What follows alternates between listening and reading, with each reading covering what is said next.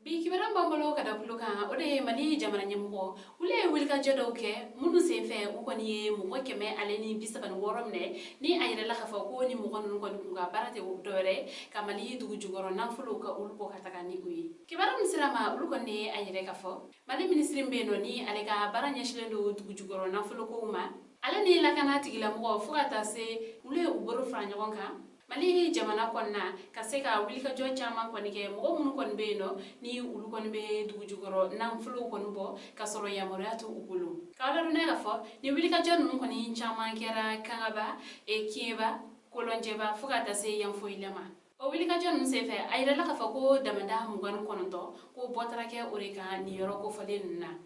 ko wa ayre la kafa ko mo mun kumbe ni yoronna ko jamana bela jelindo ko ni mo kumbe ala o kun ko nala ko ni mo keme aleni bisaban woro mine kawla duna kafa ko yamara kunte ni mo gon numbulu kaseka mali dugu jugoro na folu numbo wa wata mele ko fefene ayre la kafa ko machine chama kon be ni yoro ko falenna wa ulu bela jelen ko ni mine la kabla kriblu mo ka buluka ministry ale kone ayere ka fa ko ni mo mun ko ni mi dalen flene ko ko ni ka ko tena totando ni mo ko ni ka ko nyabe di kriblon tigla mo ma uni nyangilim ka kan o gada unka